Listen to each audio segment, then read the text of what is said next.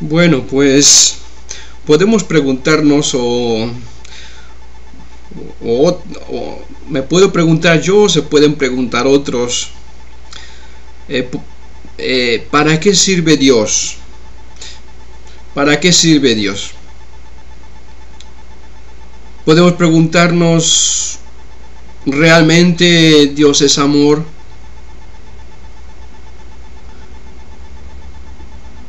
¿Realmente Dios me ama?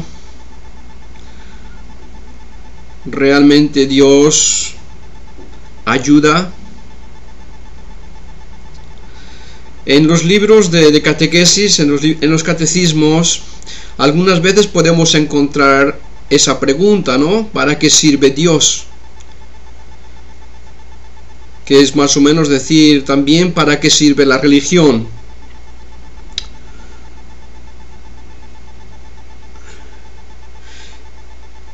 Podemos preguntar si Dios no me escucha, si Dios no me escucha, si Dios no responde a lo que le pido, entonces ¿para qué sirve?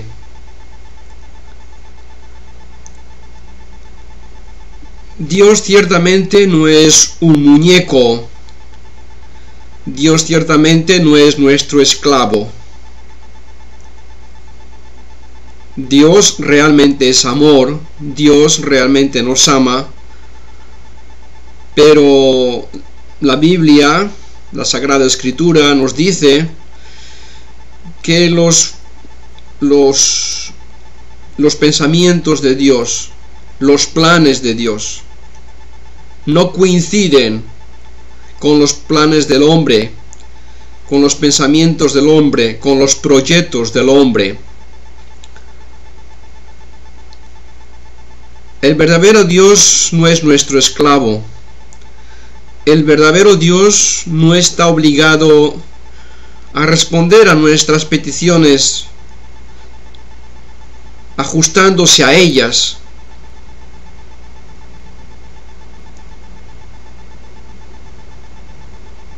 Yo o tú o cualquier otro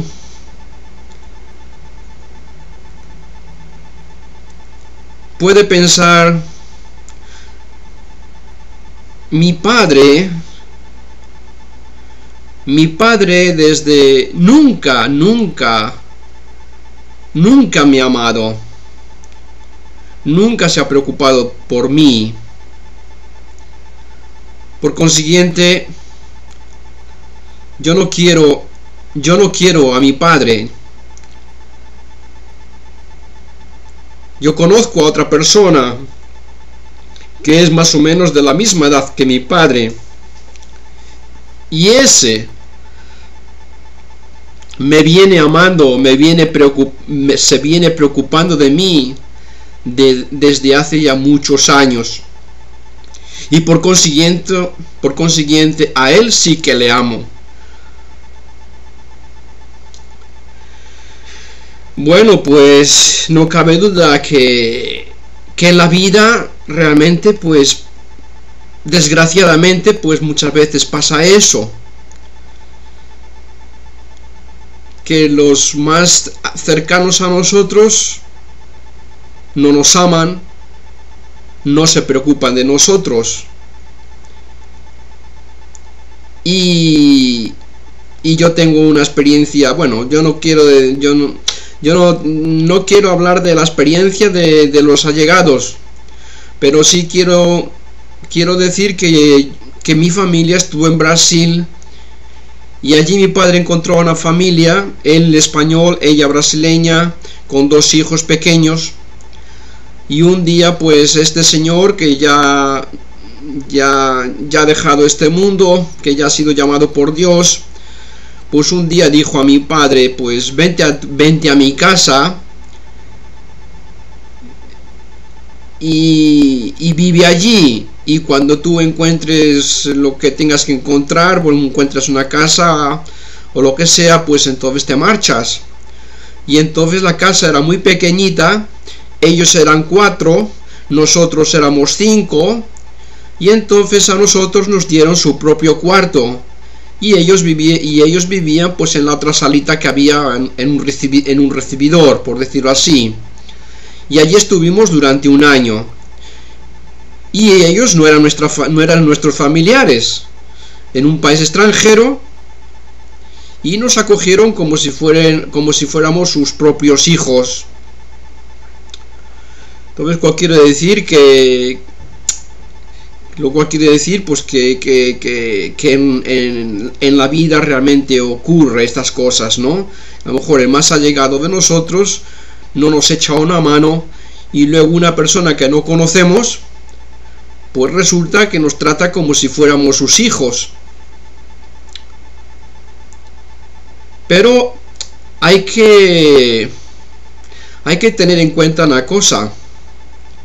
Primero, que nuestro padre de carne, carnal, no es lo mismo que nuestro Padre del cielo.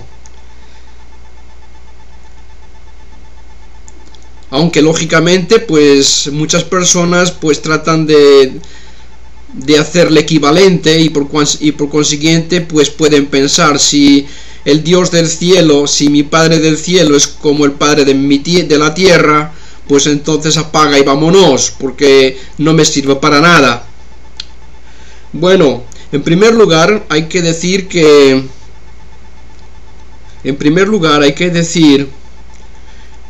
aún en el caso de que nuestro Padre de la tierra, nuestro Padre carnal, realmente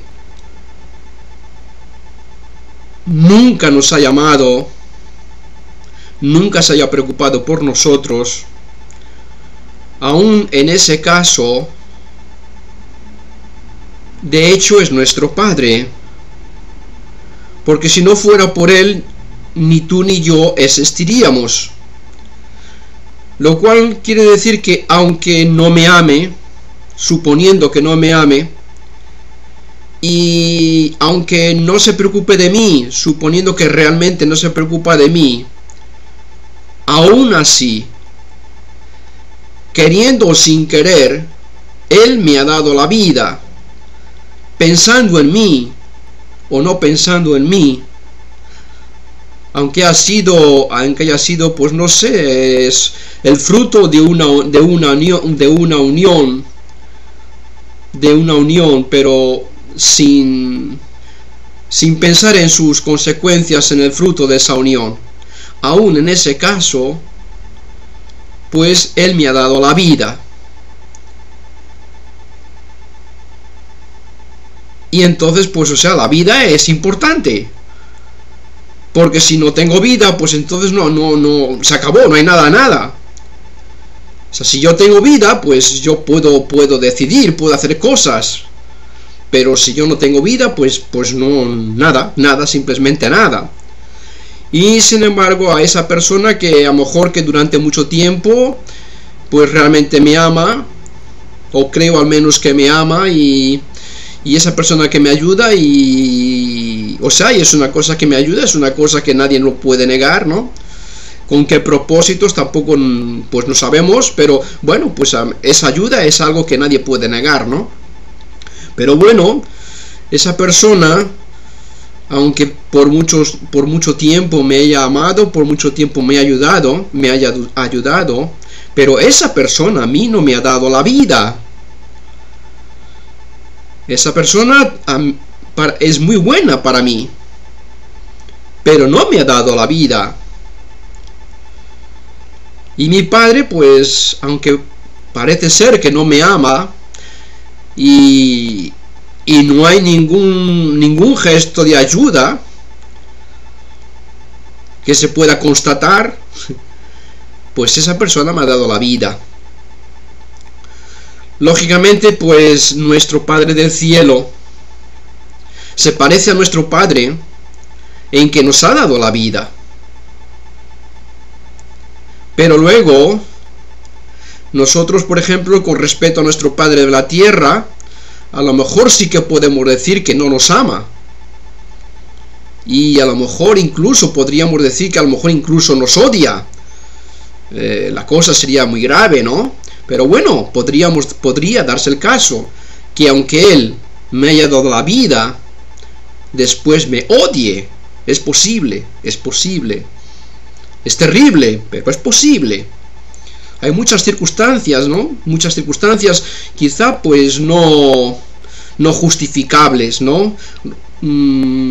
Comprensibles, podemos decir así, pero nunca justificables, ¿no? Pero bueno, podría darse el caso que un padre carnal odiara a su hijo. Pero ese no es el caso de Dios. Ese no es el caso de Dios. Dios no solamente nos ha dado la vida, sino que Él de hecho nos ama. Pero podemos decir, bueno, que Dios me haya dado la vida, bueno, pues no sé, a lo mejor lo podría aceptar. Que Dios me ame, pues quizá también lo podría aceptar. Pero que Dios se preocupe de mí, que Dios me ayude, eso no está tan claro. Yo por lo menos hasta ahora no lo he descubierto. Al contrario, parece que todo es al revés. Parece que en vez de ayudarme, lo que me pone son zancadillas. Bueno, pues aparentemente, a lo mejor podríamos estar de acuerdo. Aparentemente. Pero el problema está en lo que acabo de decir. Que el verdadero Dios, que es nuestro verdadero Padre, y que verdaderamente es amor y que verdaderamente nos ama, no es nuestro esclavo. No tiene necesidad de complacernos, de hacer lo que nosotros pensamos, de hacer lo que nosotros queremos. Entonces, pues, esto es de fe. Esto hay que creerlo, que Dios es amor, que Dios me ama, y que Dios realmente se preocupa de mí, que Dios me ayuda, pero según su reloj, según su tiempo, según sus planes, según sus proyectos. Y yo creo que si nosotros somos un poco sensibles, si nos volvemos un poco más delicados, sabemos que por ejemplo cuando una persona trabaja con las manos, pues aquí se le crean callos, o cuando una persona anda sin zapatos, pues también se le crea una costra, de tal manera que llega un momento que aunque en el suelo haya puntas, clavos, aunque haya cristales, pues no le afecta, no penetran esa piel de los pies. Entonces se ha creado una capa dura de piel, que es como si fuese un zapato, como si fuera un trozo de metal, y entonces nos protege de todo aquello que encontremos, de cristales o de puntas. Entonces el corazón, el alma, también se puede volver, también en el alma, también en el corazón se puede crear este tipo de costra, de tal manera que se vuelve insensible a la providencia y a la actividad de Dios en nuestras vidas. Entonces lo que hay que hacer es tratar de... Yo me acuerdo de mi madre, ¿no? Me acuerdo de mi madre meter los pies en agua caliente y luego con una pequeña lija o con no sé qué, con algo, pues raspar, ¿no?, la planta de los pies, para que esos pies sean unos pies suaves, delicados, ¿no? Entonces yo creo que lo que tenemos que hacer es justamente eso, meter nuestro corazón, meter nuestra alma en agua caliente o templada, para que esa costra se ablande. Y después, luego con una pequeña lija o con lo que sea, ¿no? Pues vayamos quitando esa capa dura y volvamos a recobrar la blandura, la sensibilidad original. Y entonces pues ciertamente descubriremos que Dios no solamente es nuestro Padre, que Dios no solamente es amor, sino que de hecho me ama y que de hecho está continuamente a mi lado. Yo os podría contar muchos ejemplos, porque es que Dios está continuamente a nuestro lado y nos está continuamente ayudando.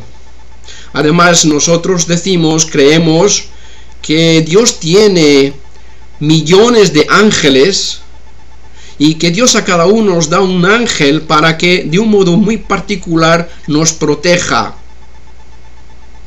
Y es cierto. Yo, por ejemplo, pues no sé, el otro día me fui a Pintón a ayudar a un padre a celebrar misa por la noche, y una o dos noches la noche anterior pues no dormí nada. Y entonces cuando volví de celebrar la misa, más o menos a las 9:30, cuando volví más o menos a las 9:30 a Tainan, pues iba conduciendo el coche y varias veces faltó un poquitín para pegarme contra la protección esa que hay, ¿no?, en la autopista. Pero varias veces faltó centímetros. Pues yo creo que no hay que ser demasiado injustos para con Dios y ver ahí que Dios nos está ayudando. Yo estoy aquí en Taiwán, y aquí en Taiwán pues realmente, o sea, hay que ver cómo se conduce, ¿no? Y entonces pues es posible que aquí en Taiwán haya muchos accidentes, pero lo que yo pienso es que no hay los que debería haber, porque de acuerdo cómo se conduce, los accidentes tenían que duplicarse o triplicarse. Entonces yo veo que Dios realmente protege a este pueblo taiwanés de una manera muy especial, porque es cuestión solamente cuestión de segundos, ¿no? Cuestión de segundos. Por cuestión de segundos pues se evitan unas muertes, o se evitan de una persona convertirse en una persona que no puede andar para toda su vida.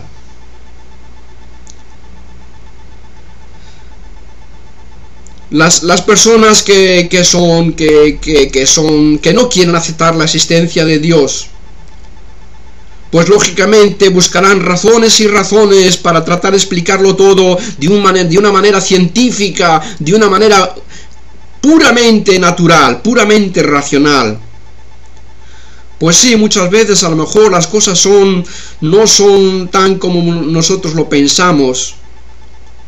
Pero la cuestión es que Dios incluso se sirve de los fenómenos naturales. O sea, Dios tiene el poder de utilizar los fenómenos naturales, de tal manera que a una cosa que podamos explicarla científicamente, eso no quiere decir que Dios no haya intervenido. La cuestión es que Dios, como es todopoderoso, como es infinitamente sabio e infinitamente bueno, pues Él tiene el poder de utilizar las fuerzas naturales, los fenómenos naturales, las causas naturales, para que se logre su voluntad y para que nosotros logremos un beneficio, sea material o espiritual, sea inmediato o sea mediato, sea para ahora o sea para mañana. sea para este mundo o sea para el otro. En todo esto nunca podemos olvidar el fin del hombre. El fin del hombre. Después de este mundo, ¿qué hay? ¿Hay algo o no hay nada?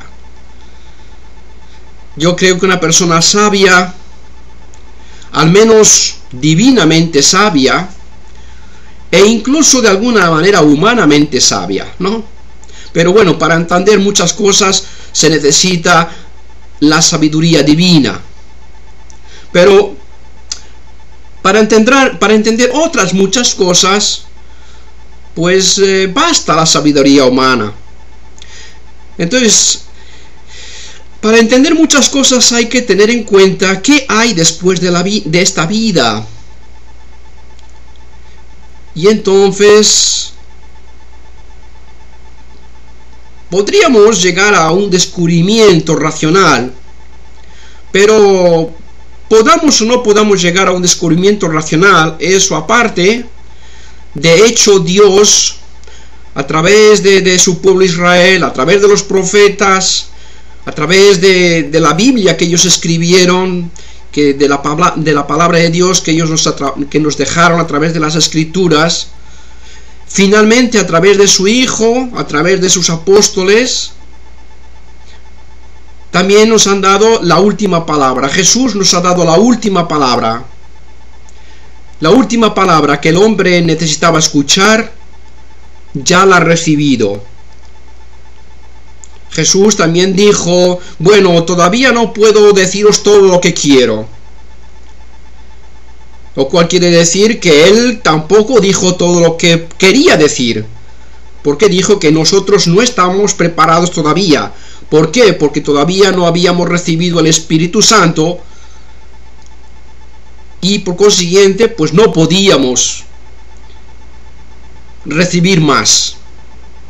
Lo cual quiere decir que, bueno, pues después que Jesucristo nos dejó, nos mandó el Espíritu, y Dios Padre y Dios Hijo, a través del Espíritu, pues sigue hablando, sigue enseñando a la iglesia, ¿no? Y entonces, bueno, pues ahí tenemos el Nuevo Testamento, y ahí tenemos los documentos de la iglesia.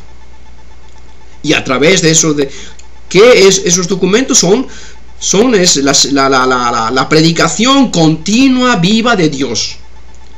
Bueno, lo que quiero decir es que nosotros, a través de la revelación, sabemos que después de esta vida existe un infierno eterno, que existe un cielo, existe un infierno que no se acaba, no eterno, porque si fuera eterno, pues el cielo no hubiera tenido comienzo, y el cielo y el infierno es creado. Y el cielo es lo mismo, el cielo tampoco es eterno, el cielo ha sido creado. Entonces, por eso digo, no, además de esta vida no hay que decir que existe un cielo eterno y un cielo eterno y un infierno eterno, sino que existe un infierno que no se acaba, aunque haya tenido principio, y existe un cielo que no se acaba y que también ha tenido principio. Y además existe un purgatorio que no solamente tendrá principio, sino que también tendrá fin. Entonces, después de esta vida hay dos sitios que, aunque hayan tenido principio, no tienen fin. Y una persona que entra, no sale. Y luego existe un tercer lugar que se llama el purgatorio, que ese tiene principio y tiene fin. Y por consiguiente, todas las personas que vayan allí, o las almas de las personas que vayan allí, más pronto, más tarde saldrán de allí. Y después del juicio final, cuando ya empecemos la nueva vida, pues ese sitio también dejará de existir.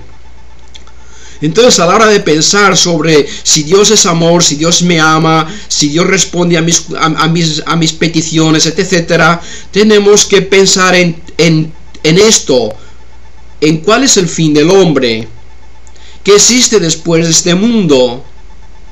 Y entonces, pues ya dicho, la revelación nos habla de un infierno y nos dice que en ese infierno hay muchas moradas.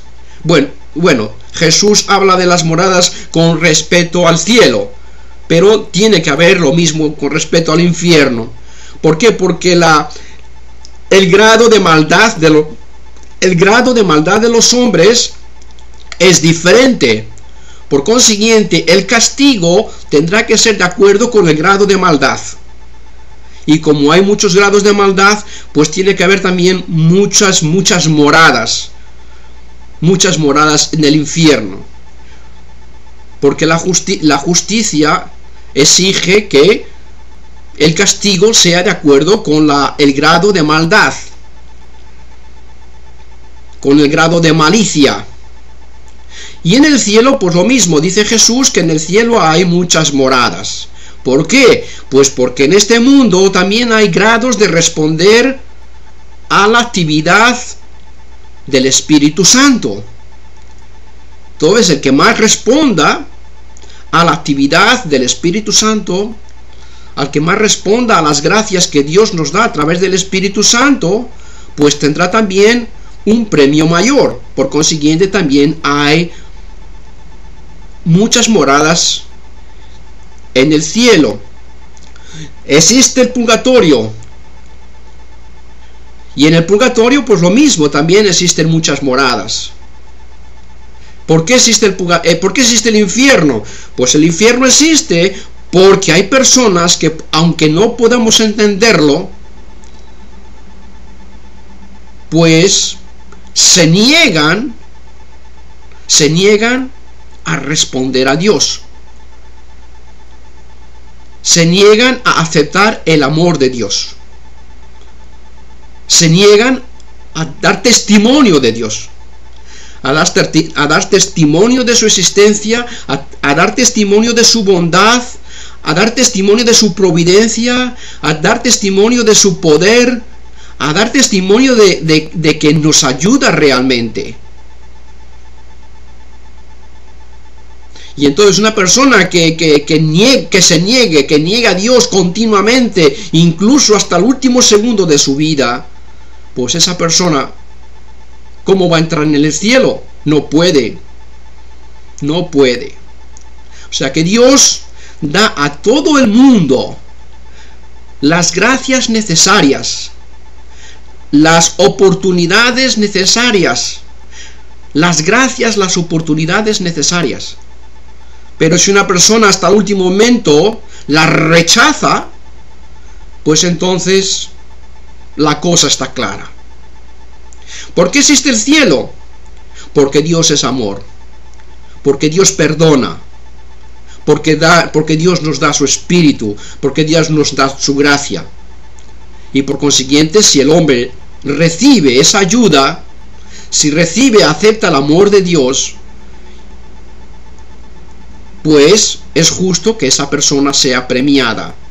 Y después, de acuerdo con el grado de abertura a ese amor de Dios y con el grado de respuesta, pues entonces también recibe un premio. ¿Por qué existe el purgatorio? Pues porque aunque una persona crea en Dios, en su amor, en su providencia, etcétera, pues no responde al 100%. Y entonces por eso esa no respuesta pues supone que cuando deja este mundo su alma no está totalmente preparada y por consiguiente pues necesita un espacio de tiempo para prepararse. Y entonces ese espacio de tiempo para prepararse es lo que llamamos el purgatorio.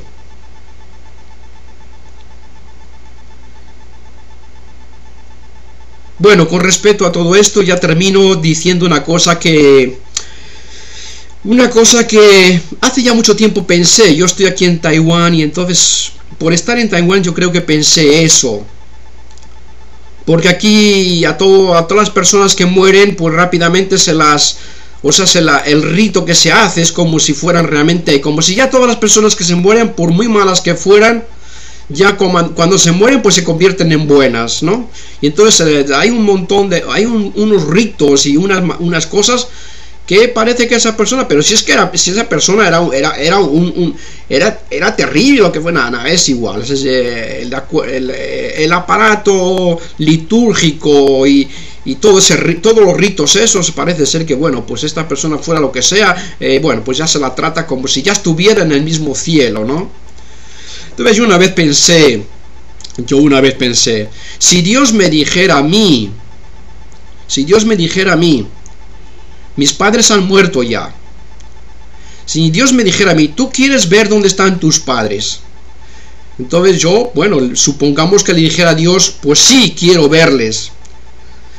Y entonces si yo, por ejemplo, viera que mis padres estaban en el infierno, entonces la cuestión era, yo, un cristiano, concretamente me preguntaba, yo, ¿cómo debería,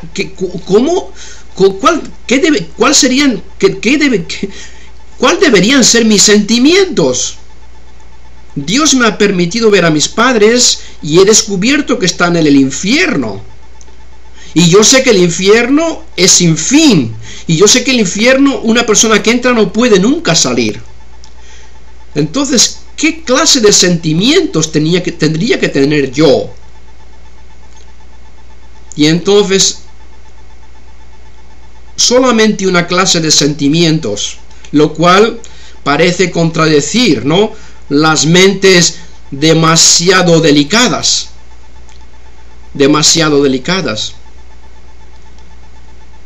O demasiado comprensibles.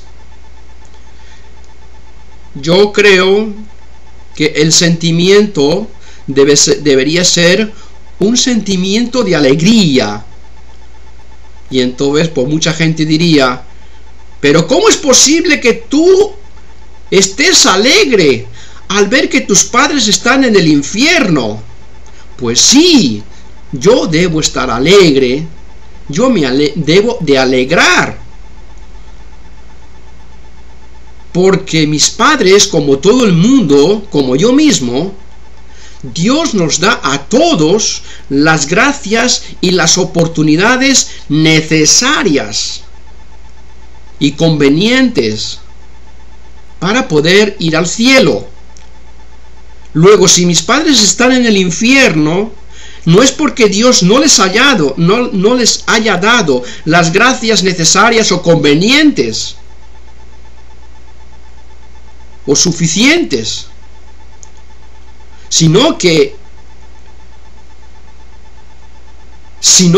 ellos han sido los responsables de su propia condenación, porque no han querido aceptar las gracias que Dios les ha dado. En otro lenguaje, porque no han querido aceptar el amor que Dios les ha ofrecido. Luego, si ellos han sido los causantes, los responsables por haberse negado a aceptar el amor de Dios, luego yo no tengo por qué entristecerme, yo tengo que alegrarme. ¿Por qué? Yo tengo que alegrarme en Dios por su justicia, y tengo que alegrarme en Dios por su misericordia. Entonces, si una persona rechaza el amor de Dios, pues entonces Dios le aplica la justicia. Y entonces yo tengo que alegrarme de que Dios aplique la justicia. Dios da a todos las oportunidades convenientes y necesarias. El problema está en que nosotros, o algunos de nosotros, las rechazamos. Entonces no nos queda más remedio que enfrentarnos con la justicia implacable de Dios. Y otras veces, pues Dios es... tenemos que alegrarnos porque Dios aplica su misericordia, por la aplicación de la misericordia de Dios. En principio deberíamos de decir que todos deberíamos ir al infierno. O al menos todos deberíamos ir a algún lugar donde nunca pudiéramos ver a Dios. Pero como Dios es misericordia, como Dios es amor, como Dios nos ama, pues Él nos ayuda, nos da todo lo que necesitamos para poder ser perdonados, para poder reconocer nuestro pecado, para poder pedirle perdón, para podernos arrodillar, para poderle pedir misericordia. Bueno, pues si es así, con esas gracias, pues entonces Dios nos perdona y entonces Dios pues nos deja ir al cielo. Entonces, con todo esto quiere decir, acabo de decir, ¿no?, que para qué sirve Dios. Entonces, ¿para qué sirve Dios? ¿Para qué sirve Dios? Porque mi vida la recibo de Dios. Mi vida corporal, mi alma la recibo de Dios. Mi vida espiritual la recibo de Dios. Mi paz, mi alegría la recibo de Dios. Mi equilibrio psicológico, psíquico, lo recibo de Dios. Mi salud espiritual, mi salud corporal, la recibo de Dios. El perdón de mis pecados, la recibo de Dios. La vida eterna, la recibo de Dios. O sea, todo es cuestión de... Todo es Dios. Todo es Dios. Entonces, yo creo que está claro para qué sirve Dios. ¿Para qué sirve Dios? Pues para que tú me puedas estar escuchando a mí ahora y para que yo pueda, a través de esta cámara, a través de este ordenador, a través de este internet, pueda llegar a ti ahora, aquí y ahora. Para eso sirve Dios. Para que tú existas, para que yo exista. Para que tú en esta tierra puedas gozar de lo que se puede gozar en esta tierra, de paz y de alegría, en la medida que en este mundo es posible y en la medida que nosotros respondamos a Dios. ¿Para qué existe Dios?